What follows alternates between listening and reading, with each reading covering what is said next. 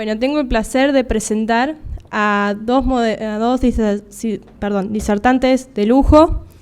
Martín Oesterheld, ingeniero agrónomo de la UBA, doctor en biología, Syracuse University, actualmente profesor titular de ecología, Facultad de Agronomía en la UBA, investigador superior en el CONICET, director del IFEBA y miembro de la Academia Nacional de Agronomía y Veterinaria. Macarena Echeverri, productora y emprendedora de Pellegrini, provincia de Buenos Aires. Luego de estudiar artes dramáticas, a raíz de la pandemia, volvió al campo familiar después de 10 años. Inició un proyecto de huevos pastoriles que luego de 2 años tuvo que cerrar por no ser rentable. A través de Instagram comenzó a mostrar su día a día, familiarizándose con los trabajos del campo. Maca se encuentra evaluando nuevos proyectos relacionados al rubro. Instagram, maca.echeverri. Síganla, chicos, y sigan a Martín en Twitter. Bienvenidos.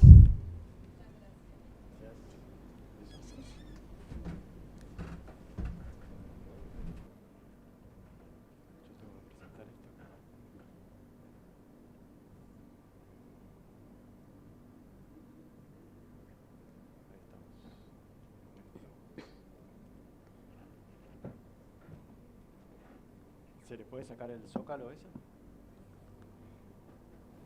Muchas gracias. Buenos días.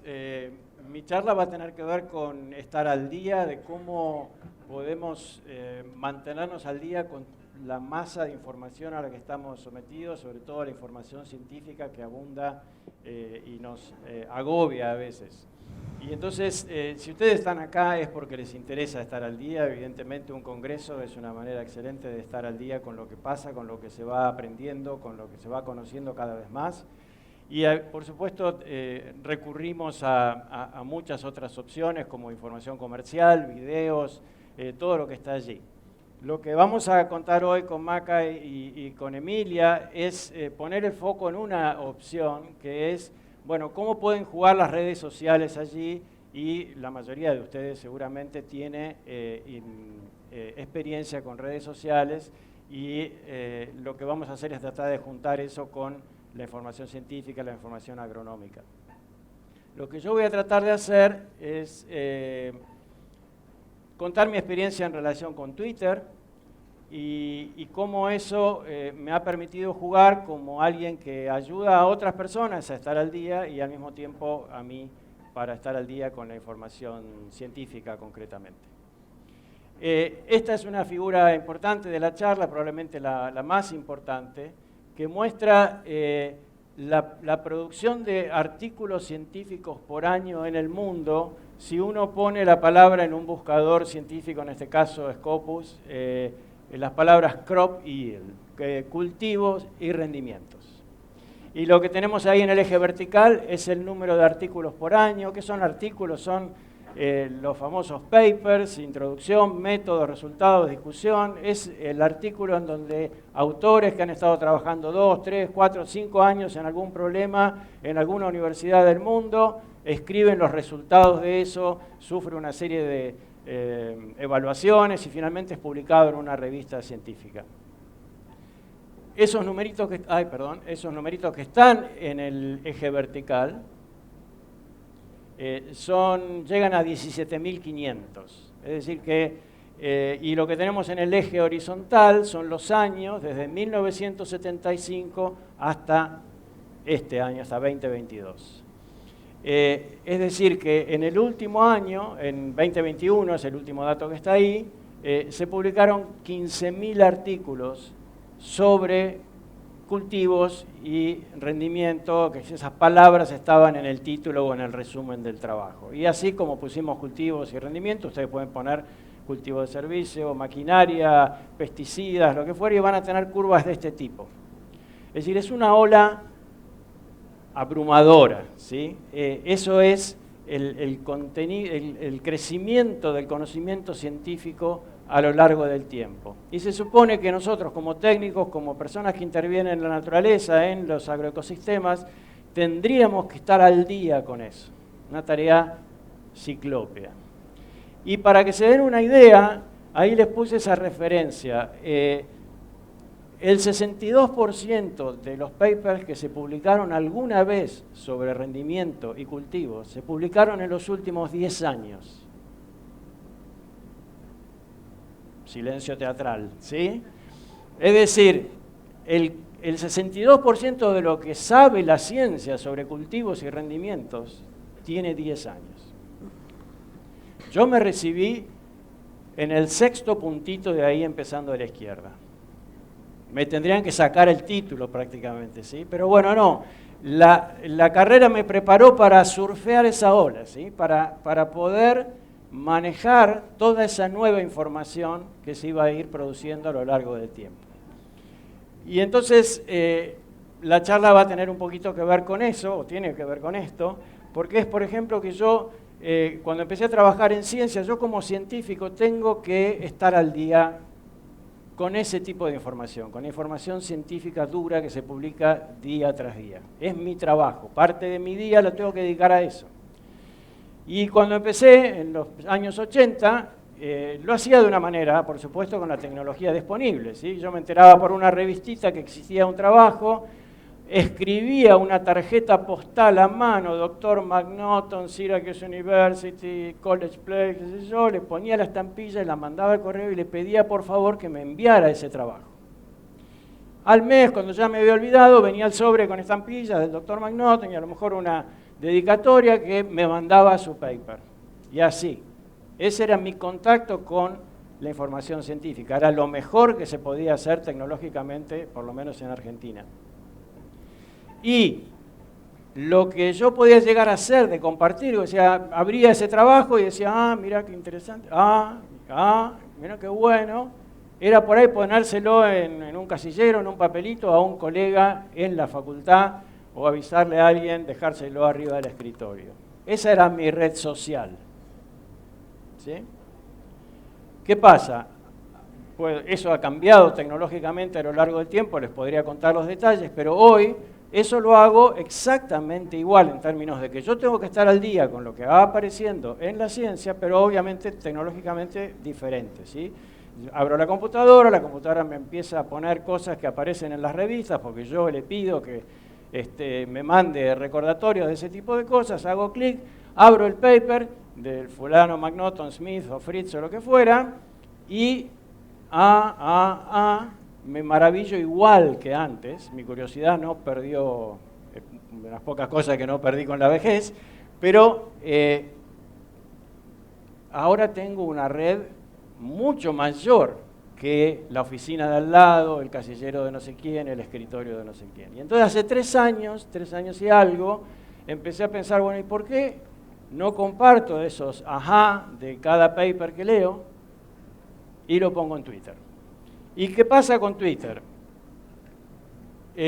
Bueno, esto básicamente, ¿qué es un artículo científico? Un artículo científico tiene muy pequeños avances, generalmente son una pequeña cosa que se aprendió, a veces son muy importantes, generalmente vienen en inglés, son muy complejos de entender, muchas veces innecesariamente, están bastante mal escritos por lo general, y son largos, ¿sí?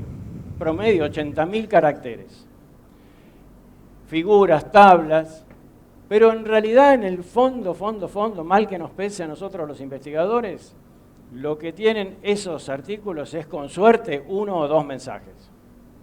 Esto es lo que mostró este paper. Para esto sirvió esto.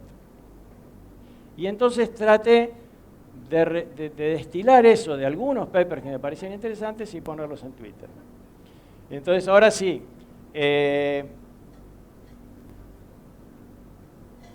tengo un poco de lag ahí. Bueno, no hace falta que lean el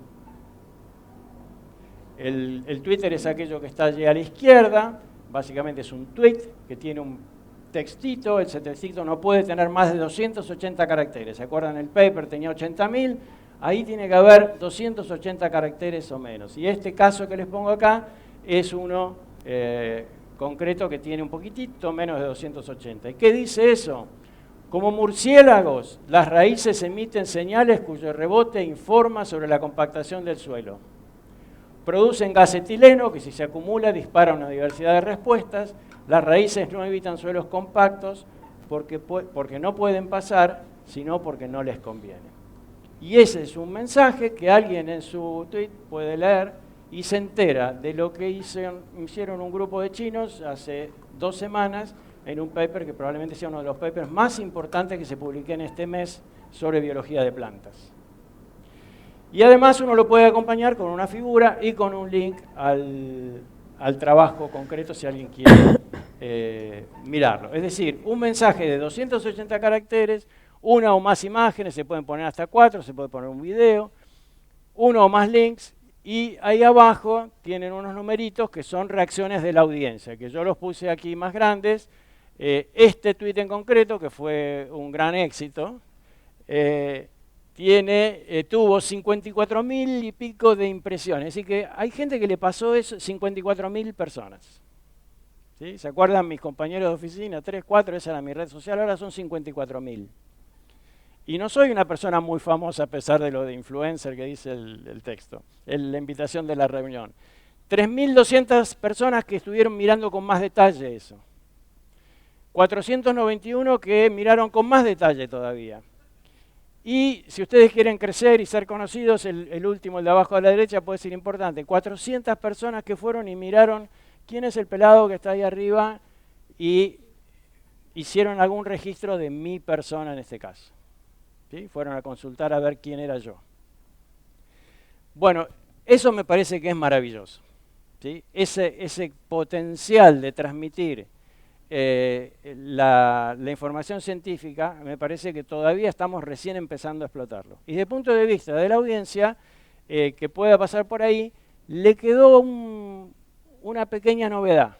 A lo mejor se lo olvida dentro de 15 días, pero algo le queda, ¿sí? Se entera de qué es lo que se está investigando, qué es lo que está pasando, cuáles son las novedades, y aprende esto otro, y después sigue leyendo otras cosas. Y si quiere, por supuesto, puede enviarse un link al mail o lo que fuere y se lo queda para siempre, ¿sí? Es decir, ¿qué puedo hacer yo si me meto en esto? En este caso, invitándolos a ustedes. Y bueno, yo puedo actuar primero totalmente pasivamente, puedo ir como para leer, a ver qué está pasando acá. Y ahí recibo un montón de cosas. Y también puedo escribir algo nuevo, ¿sí? Como sería el caso de este post, de decir, bueno, estoy leyendo esto y se lo comento a alguien, a nadie, a la red. ¿Sí? Estoy estudiando para una materia y veo que las plantas perciben a las vecinas porque tienen la capacidad de detectar el rojo y el rojo lejano, porque las hojas verdes, me maravillo con eso y ¿por qué no lo pongo ahí? Y hago que los demás se enteren, los otros compañeros que están estudiando lo ven ahí y empiezo a hacer crecer la parte científica agronómica de Twitter. Y obviamente puedo reaccionar, puedo decir que me gusta, puedo decir que puedo retuitear y mandárselo a todos los que quiero retuitear y puedo contactar al pelado de la fotito de ahí arriba y mandarle un mensaje y decir me interesa tal cosa. ¿Sí? Hay muchas maneras de involucrarse cuando uno está actuando de esa manera. De alguna manera yo me fui armando algunas reglas a medida que iba avanzando. Obviamente me enteré que yo no era el primero que hacía eso, había un montón de gente interactuando, muchos me ayudaron con sus retweets y sus likes. Pero con el tiempo empecé a como enfocar un personaje ahí. Y me parece que eso se recomienda, generalmente la gente que sabe de estas cosas recomienda eso. Primero tener en vista una audiencia. ¿A quiénes les estoy escribiendo? Y creo que la población de audiencia que yo tengo en mente es exactamente esta que está sentada acá. Esto representa la audiencia a la que yo apunto con los tweets. Y por supuesto se abre un poquito más, hay colegas míos que pueden interesarle, gente que está en otros ambientes que le puede interesar, pero tengo en mente una audiencia. Tengo en mente un perfil de temas en los que me meto y en los que no. Siempre estoy basado en papers, porque sí, no podría ser podría haber otras razones, otras fuentes, podrían ser ensayos, podrían ser cosas que he leído, artículos periódicos, pero generalmente lo que hago es esa tarea que de todas maneras haría por mi trabajo, le hago un pedacito más que es volcarla en Twitter. Siempre cito las fuentes, no me vendo particularmente, si yo tuiteo un paper que es mío, lo van a ver igual que si fuera de un chino que nadie conoce. No busco seguidores. Trato de transmitir datos e ideas, no hay un paper sobre, sino este paper muestra esto. Esto es lo que tenés para aprender con este paper. Trato de hacerlo frecuentemente, lleva tiempo, siempre en español y poco de opinión y mucho de datos y de información. No tienen por qué ser las reglas de todo el mundo, son mis reglas, simplemente las pongo para que vean que no está mal empezar a pensar en qué sí y qué no cuando uno se mete en esto. Finalmente, entonces, creo que esto es una experiencia fascinante para mí, que puede ser para ustedes y puede ser para la comunidad en general. Si esta comunidad empieza a crecer, sobre todo la que está enfocada en la ciencia agronómica, en los ensayos, en las observaciones bien intencionadas, en las discusiones educadas y demás, obviamente no la parte de la cloaca de Twitter que todo el mundo conoce, y que deberíamos hacerla crecer lo más posible. El efecto multiplicador que tiene eso yo creo que es notable. Quiero terminar con un recuerdo de eso que yo les mostraba de los principios de los 80, en mi soledad, en los papers, cómo era la vida, esa era la vida de un científico en ese momento, cómo era la vida de un agrónomo, un asesor, alguien como ustedes, un productor, su día típico, ¿sí? ¿Con quiénes interactuaba? Y no sé si estoy caricaturizando o qué, pero probablemente iba a ver un cliente, hablaba con la estación de servicio, hablaba con el que reparaba los tractores, iba a la veterinaria, leía el diario y si tenía teléfono y le daba la demora para hablar con Buenos Aires, por ahí tenía una llamada. Hoy, nuestros profesionales, la gente que trabaja está súper conectada entre sí y tiene el potencial enorme de surfear la ola de la investigación científica y del conocimiento científico, y eso tiene un poder multiplicador, una mezcla de ideas y una capacidad creativa que recién estamos, me parece, empezando a comprender. Muchas gracias.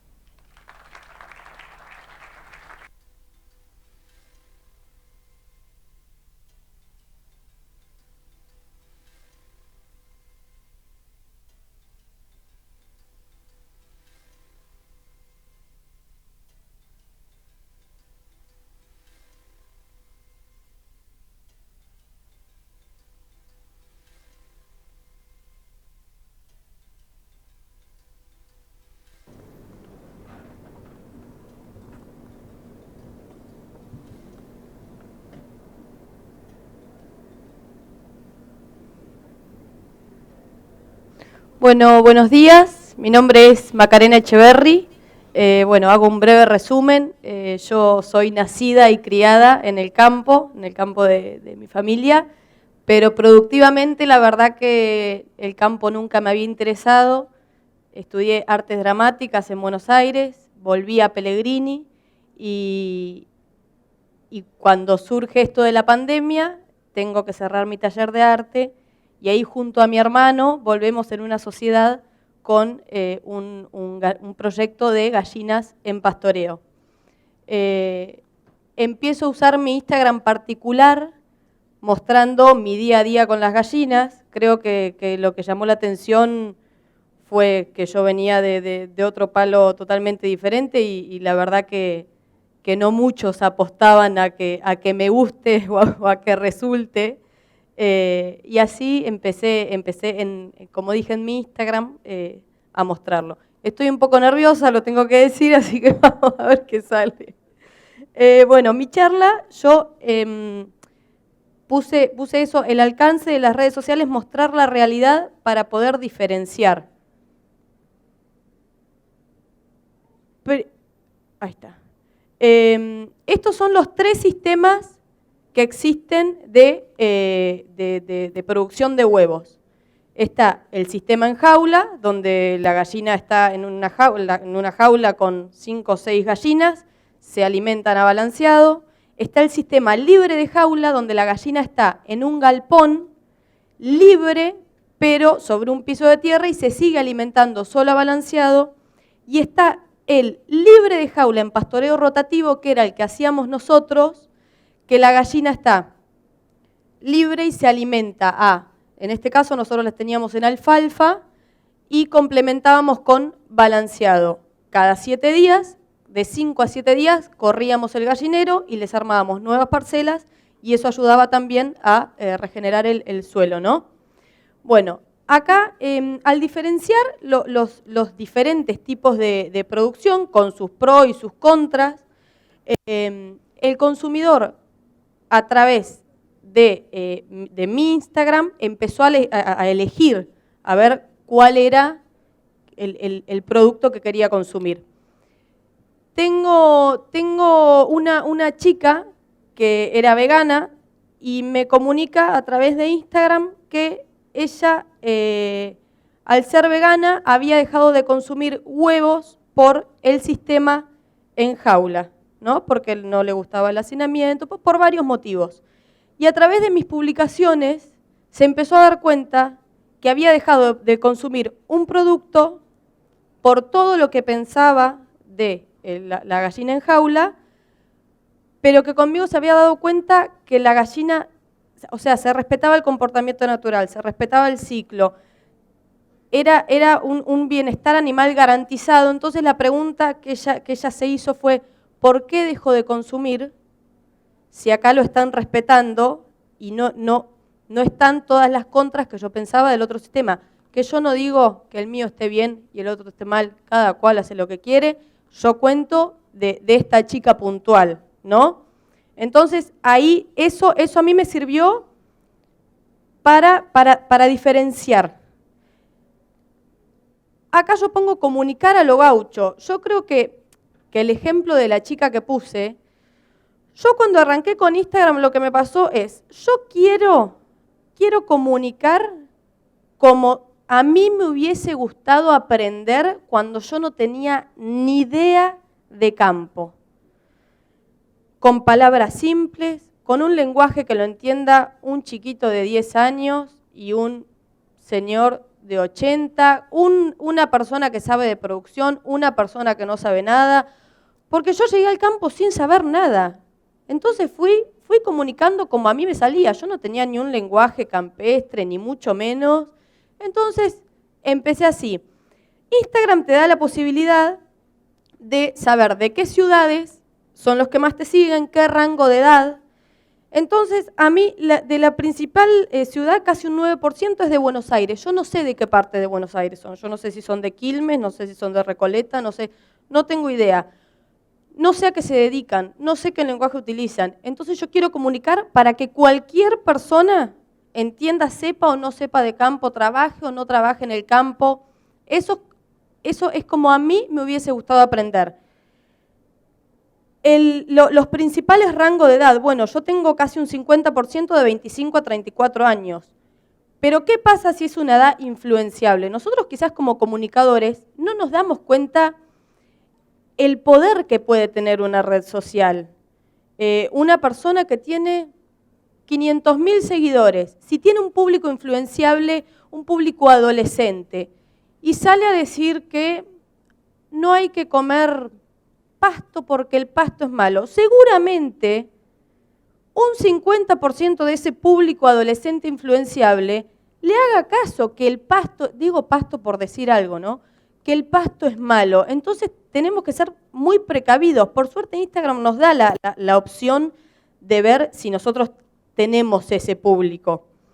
Yo todas estas personas que miran mi Instagram, no tengo idea a qué se dedican, no tengo idea, la mayoría no las conozco, pero están aprendiendo a la par mía. Yo no estoy enseñando, yo llegué sin tener ni idea. Yo estoy aprendiendo y me muestro aprendiendo, y esas personas van aprendiendo conmigo. Yo mostraba el campo, en este caso mostraba cómo trabajaba yo con los huevos. El campo, sí, es una oficina a cielo abierto, es un trabajo muy sacrificado, pero es muy gratificante. Somos productores de alimento. ¿Qué más nos puede gratificar que eso? Pero también hay una realidad. El campo quizás está visto como por fuera como que es soplar y hacer botella, y nada más lejos. Entonces, yo empecé a mostrar también la parte, yo sí, me mostraba limpiando huevos, me mostraba trabajando, me mostraba juntando los huevos, pero en un momento cuando con mi hermano nos dimos cuenta que no nos estaba haciendo rentable, empecé a mostrar y empecé a explicar. Yo no sé ahí si se ve bien, pero yo ahí explicaba el tema del balanceado. Nosotros teníamos 1000 gallinas, lo trabajaba yo. No nos era rentable, mucho menos para poner un chico.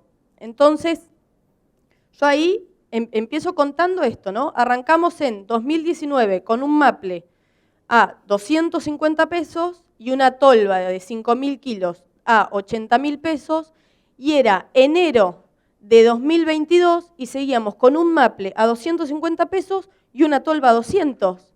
Entonces, yo dije, yo eso lo tengo que mostrar, porque ahora cuando pase esta imagen, quizás uno sin darse cuenta mostraba la foto con 1.000 millones de maples de huevos y era automáticamente 10 maples por 250, da esto sin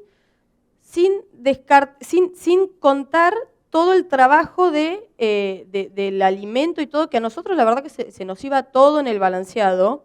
Entonces, por eso más que nada empecé en la segunda imagen. ¿Quién de las dos se lleva toda la plata? Vos, Maca, la tolva. Y sí, la tolva se llevaba toda la plata. Entonces, empezar a mostrar que no todo es más que nada para el pequeño productor. Era tan lindo como se veía, pero es como digo, uno lo hacía sin darse cuenta, no lo hacía de voy a poner mi foto con los huevos para que piensen que yo con los huevos estoy levantándole en pala. No. ¿Por qué sigo? Y sigo primero porque me gusta. Hablábamos con mi hermano y mi hermano decía, no nos da plata, no cerremos, le decía, por favor, aguantemos. Hasta que llegó un momento que dijimos, no podemos aguantar más, ya está. Cerramos, y acá el pequeño productor. La lucha contra la corriente que teníamos. Esto siempre en enero, un maple, en enero de 2022, ¿no? Un maple de 30 huevos estaba a 250 pesos.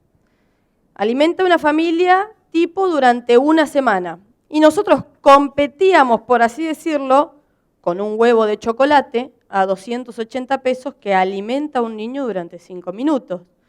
Entonces, yo lo tenía que mostrar, porque quizás, viste, primero que yo sé que mis huevos eran de otra calidad, entonces vos cuando te acercabas al consumidor tenías que explicar por qué era más caro, por qué.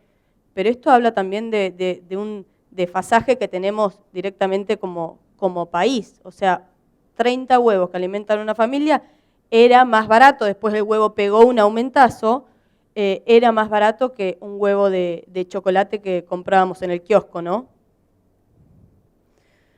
Bueno, acá, ¿somos exigentes a la vista como consumidores? Yo muestro y explico mi manera de producir. A mí lo que me pasó puntualmente, los 2 huevos de la punta son huevos que salían arrugados, que siempre teníamos algún huevo. Huevos rotos no los comercializábamos, pero por una cuestión de la salmonera y demás, que eso estaba totalmente prohibido, pero un huevo que estaba arrugado podría haber sido por un estrés de la gallina. Yo ahí explico los motivos, por qué puede ser exceso de calcio, falta de madurez, bronquitis, uso excesivo de antibióticos, nosotros antibióticos no usábamos, estrés. Yo le atribuyo a estrés porque justo habíamos tenido un temporal que nos habían matado muchas gallinas y demás, salieron 2 huevos así. ¿Ese huevo afecta al consumo? No, se puede consumir igual. Se puede consumir igual porque adentro no afecta en nada. Pero ¿qué pasa? Como consumidores somos tan exigentes, pero por un chip que hemos tenido durante tanto tiempo de que yendo a la verdulería, vamos al tomate que está colorado, porque seguro que ese tomate, si está así de colorado y grande, está buenísimo. Y fueron productos que se fueron modificando solamente porque quedaban más lindos para la vista del consumidor.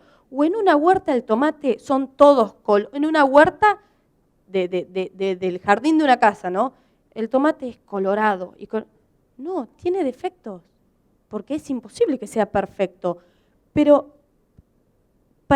el consumidor nos pusimos tan exigentes que se fueron modificando la mayoría de los productos, que eso hace que yo hoy llegue con 2 huevos de esos a una casa y me diga, no, pero pará, acá hay 2 huevos arrugados, seguro que esto está feo. No, feo no está. ¿Puedo yo como productora vender un huevo así? Y sí, como poder puedo, pero no tengo ganas de una queja por teléfono. Entonces yo, a través de mi Instagram, mostrando y explicando mi manera de producir, traté de contar eso. Muchas veces estamos perdiendo plata porque esa gallina comió el mismo balanceado que la que puso un huevo lindo para la vista, solamente porque como consumidores estamos acostumbrados a que todo sea lindo el producto, ¿no? Y acá, yo ahora las gallinas no las tengo más, pero yo puedo comunicar, yo tengo un público, entonces a través de esto también yo estoy, no, la palabra no es ayudando, pero también otros productores que por ahí no tienen la posibilidad de mostrar cómo trabajan o cómo, bueno, para que después, cuando ese productor vaya a una casa que se sepa que ese huevo, que nosotros lo terminábamos consumiendo nosotros, que no es un huevo que está en mal estado. Mi idea también es apuntar a eso. Yo lo puedo mostrar, entonces si puedo concientizar, mejor. Bueno, acá. Las redes sociales, viste que en las redes sociales somos todos lindos, somos todos buenos, somos todos acróbatas, somos todos los mejores. Bueno, no todo lo que brilla es oro, claramente. Entonces tenemos que ser muy cautelosos con la información que damos, porque quizás no nos damos cuenta que a través de una historia que a nosotros nos es 2 segundos hacerla, tac, tac, tac, tac, tac, hay 10.000 personas que te están viendo. Quizás por ahí no somos conscientes como del alcance que puede tener una red social. Entonces, a mí me llamó mucho la atención mensajes como ese, yo recibía a diario, pero no de dejar mi trabajo, sino de, hola Maca, quiero arrancar con el gallinero, vos me podés decir las medidas, vos me podés... Un día recibo este mensaje de un chico que quería dejar su trabajo en la ciudad porque quería instalar un gallinero móvil. Ese chico, ¿qué vio para creer que con el gallinero iba? Ni siquiera qué vio, ¿qué le mostré yo? ¿Qué le mostré yo para que él crea que podía dejar un trabajo y ponerse un gallinero y vivir como teniendo un trabajo estable? Entonces yo ahí me empecé a preguntar y dije, claro, yo quizás me estoy mostrando con la gallina en la cabeza, con los huevos atrás, y no estoy mostrando eso, que no todo lo que brilla es oro. Yo cuando me mostraba con la gallina acá, estábamos sacando las cuentas con mi hermano que no nos era rentable. Y yo eso no es que no lo mostrábamos porque no vamos a mostrar. Porque en el día a día, como nosotros, en ese afán como de seguir, sin darnos cuenta, lo hacíamos. Y claro, yo era como Heidi en la pradera con la gallina acá. ¿Y qué veía la gente atrás? Entonces, cuando empiezo a pensar en eso, digo, yo también tengo que mostrar los riesgos que tiene producir. Yo en esto hablo de mi sistema porque en el campo no me dedicaba a otra cosa. Entonces acá yo pongo un video, que ahora no se escucha la música, pero un video con una música de Queen, divina, el monte, todo regio. Y pongo este video con buena música, se podría pensar que estoy en el monte regia tomando mate, tomando un café y nada más lejos. Vine a tirar las no sé cuántas gallinas que me mató el temporal, son los riesgos que uno corre por producir. Entonces ahí empecé a mostrar eso, ¿no? Lo que dice ahí, que no todo lo que brilla es oro. Y no me cambia, a ver. Ahí está. Bueno, claramente no nos fue rentable. Como les decía recién, llegó un momento con mi hermano, dijimos, bueno, no lo podemos aguantar más. Lloré con el cierre del gallinero. Yo no quería cerrar, estaba reinsistidora que no, y bueno, no hubo manera. Pero a través de mi Instagram lo que pasó se mostró. Se mostró lo bueno, se mostró lo malo, se mostró todo. Y yo la verdad que al haber arrancado sin querer decir, ay, quiero ganar seguidores, yo arranqué mostrando mi día a día con las gallinas y creo que la gente también se identificó un poco con eso, ¿no? Como que arranqué a los ponchazos porque no tenía ni idea, me equivocaba, lloraba, grita y se mostró todo. Entonces, bueno, ahí pongo que quizás al mostrar la realidad y disfrutarlo, porque lo disfruté al máximo, es ahí donde se pudo transmitir como se transmitió, y recién me di cuenta lo que había sido cuando puse esta publicación en Instagram que el gallinero lo cerraba, y la verdad que los mensajes de la gente fueron mensajes divinos, pero el que más estaba era gracias por haber transmitido todo. Así que, bueno, muchísimas gracias.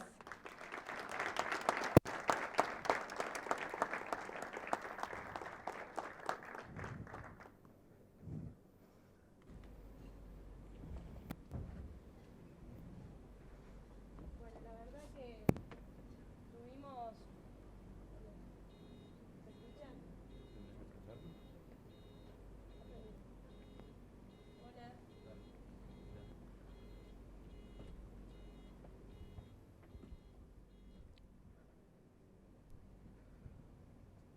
Hola, hola, ahora sí. Bueno, la verdad que espectacular los dos. Son dos personas que transmiten, comunican y nada, felicitaciones.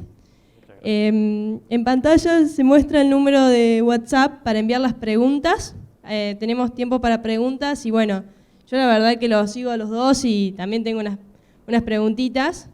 Por ahí, empezando con vos, Martín, ¿por qué elegiste Twitter y no Instagram cuando comenzaste a publicar? Porque, bueno, como veíamos recién, Maca escribe muchísimo también, sube videos, fotos. ¿Por qué elegiste Twitter? La verdad que me gustaría dar una respuesta más racional, pero no sé muy bien por qué. Ahora puedo ir un poco para atrás, pero intuitivamente fui por Twitter. No sé si porque sabía de mi hermano Tomás, que lo usaba, no me acuerdo muy bien. Creo que me resulta más fácil hacer esto por Twitter que por Instagram, porque a mí me gusta esta cuestión del texto. Soy mucho más orientado a textos que a imágenes, es una cuestión de personalidad. Y entonces empezar por un texto que captura lo que dice un artículo o lo que captura un concepto científico me sale mucho más espontáneamente y me sale más fácil que armar una imagen o hacerlo a partir de una imagen. Creo que se puede hacer, de hecho hay muchas organizaciones científicas que tienen Instagram y publican por Instagram, pero creo que me quedaría con Twitter. Ya me acomodé y me gusta mucho la cuestión de un texto. Además me divierte especialmente ir puliendo un texto hasta que tiene la menor cantidad de caracteres para decir exactamente lo mismo y mucho mejor. Buenísimo. Maca, vos que venís de otro palo del campo, ¿con qué palabras describís al contenido que sube el agro, en general hablando, en las redes sociales? No, a mí me parece que hay muy buenos comunicadores del agro. A mí me gusta el contenido cuando es genuino, cuando es natural y cuando te das cuenta que es real, porque también nos venden mucho gato por liebre, ¿no? Pero, no sé, a mí Veterinario Rural, Chechu Giorgi, Gastón Britos, es gente que está muy en Instagram en este caso y muestran un contenido que es real, que es lo que pasa en el campo, y me parece que que es lo que la gente quizás de las grandes ciudades que no está tan metida en el campo y eso es como puede aprender. Me parece que hay la red social puede ser muy educativa. Bueno, mi hermano, lógicamente, con Pensagro, a mí me parece un Instagram educativo. Totalmente. Mira, acá está Pablo en primera fila ahí mirando. Bueno, Martín, vos subís muchos tweets, como contabas, de papers, y yo soy estudiante de agronomía, y la verdad es que hay veces no me da fiaca leer un paper, si no lo leo por obligación me cuesta, o por un interés en particular, y con vos siento que leo los papers, o sea, en manera resumida, ¿no? ¿Cuál es tu técnica, digamos, para sintetizar esa información? Porque yo puedo elegir un párrafo cualquiera y no captar la atención de nadie. ¿Cuánto tiempo, digamos, le dedicás en el día a esta actividad? Bueno, como dije, parte de esto es mi trabajo, ¿no? Hay un costo adicional que es el de transformar eso en un Twitter, que supongo que mucha gente está pensando, bueno, ¿qué hago? Me meto acá, ¿cuánto tiempo me puede llevar? Pero los papers son complicados de leer y por eso justamente yo justifico que alguien, sobre todo que me estoy haciendo lío. Los papers no son escritos para estudiantes de agronomía, son escritos para otros investigadores. Y entonces es razonable que te pase que eso que vos lees te resulte árido, te resulte duro de digerir. Y entonces lo que yo hago es tratar de eso que probablemente esté mal escrito, pero que es valiosísimo, sacarle una o dos perlitas y ponerlas en Twitter. Y tengo muchos estudiantes de agronomía como seguidores y me encanta eso porque además tengo posibilidad de llegar a otras facultades que la mía. Y el trabajo, bueno, y tengo 40 años de leer papers, entonces tengo cierto entrenamiento para ir y mirar dónde hay que mirar, si hay una novedad o no hay una novedad. Muchas de las cosas que hacemos como investigadores son confirmar lo que ya se sabía, agregar un datito más a esto que no estaba del todo resuelto. Y hay algunos trabajos que realmente hacen un poco más de ruido y que corren un poquito la barrera del conocimiento.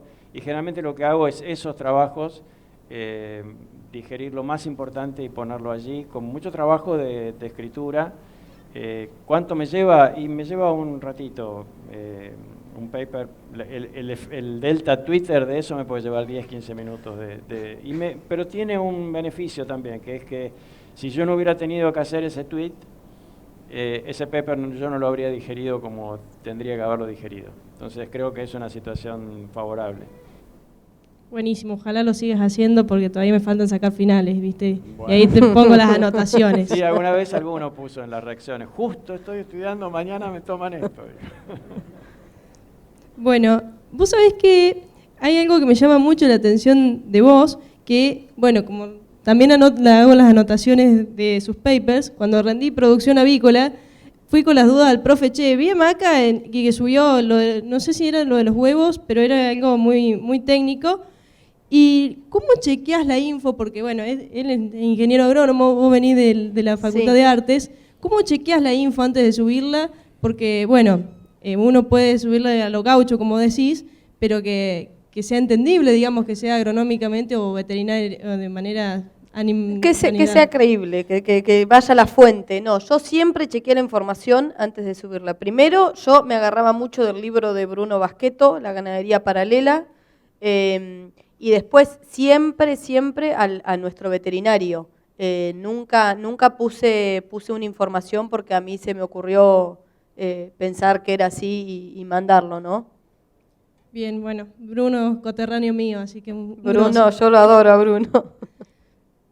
Martín, ¿qué le dirías a los que están acá, que todavía por ahí no se animan a publicar algo, que sienten que no es importante lo que van a escribir? ¿Qué le dirías para motivarlos a que también cuenten desde su lugar la visión de agro? Que es muy común eso que les pasa. Si les pasa eso, a mí me pasa todo el tiempo. ¿A quién le puede llegar a interesar esto? Y en realidad siempre hay, si uno lo que tiene para contar es algo que a uno le resultó novedoso, le resultó interesante, y eso se lo digo a mis estudiantes cuando los trato de que hagan preguntas en clase, seguro que va a haber un número importante de gente que va a tener la misma reacción de asombro, la misma curiosidad, y es casi imposible predecir qué es lo que va a tener efecto y qué es lo que no. Y entonces uno tiene que, así como un sembrador, tiene que probar. Y algunas cosas surgen. Yo el otro día me envié un tweet que para mí era intrascendente, más o menos del montón. Eran unos chinos que habían comparado unos pastos con unas leguminosas, creciendo solos y creciendo consociados. Un clásico. Bueno, pasó que Santiago Guaselli lo retuiteó con un link a uno del CIMIT en México, y al rato apareció el de México con un video de lo que habían hecho con unos trigos y con una vicia, y después, no sé, Héctor Huergo empezó a hablar de la cosechadora con la que había que cosechar el trigo, es decir, que las reacciones son muy divertidas, muy interesantes y totalmente impredecibles. Entonces, ¿qué puede pasar, salvo que te metas en la cloaca, ¿no? y empieces a entrar en ese juego de Twitter? Lo más que puede pasar malo es que nadie diga nada. Que yo tenía un montón de Twitter, que tuiteo algo, un paper que a mí me pareció interesante, pic, nadie lo mira, nadie, va, qué sé yo, todo ok. Pero yo los alentaría, hay que probar, y si a mí me interesó, es probable que haya otros que les interese. Buenísimo. Mira, Maca, generaste mucha incertidumbre porque hay varias preguntas, las voy a sintetizar, con el tema de qué vas a hacer ahora que cerraste el gallinero, si te volvés a la ciudad o encarás otro proyecto en el campo. No, me quedo en el campo, justo ahora estoy ahí reporfiada porque vuelvo con algunas gallinas, pero con 200, no me meto con 1000, y voy a diversificar, voy a poner también algunas ovejas, huertas, estoy estudiando el tema de los chanchos que con Pablo tenemos en Santa Marta, pero para que la alimentación sea de otra manera, pero eso recién lo estoy estudiando, pero bueno, ya prontito voy a volver a aparecer en Instagram, porque la verdad que ahora estoy media, como no tengo nada para mostrar que sea mío, como que me quedo media en el molde hasta volver. Buenísimo, esperamos ese nuevo contenido más nuevo entonces. Martín, bueno, viendo que no nos queda mucho tiempo, quería saber acá la gente, ¿qué opinás de LinkedIn como red social, ya que es una red más profesional? Sí, la verdad que no puedo opinar porque la uso muy poco. Tengo mucha curiosidad, tengo un perfil ahí medio hecho a los ponchazos.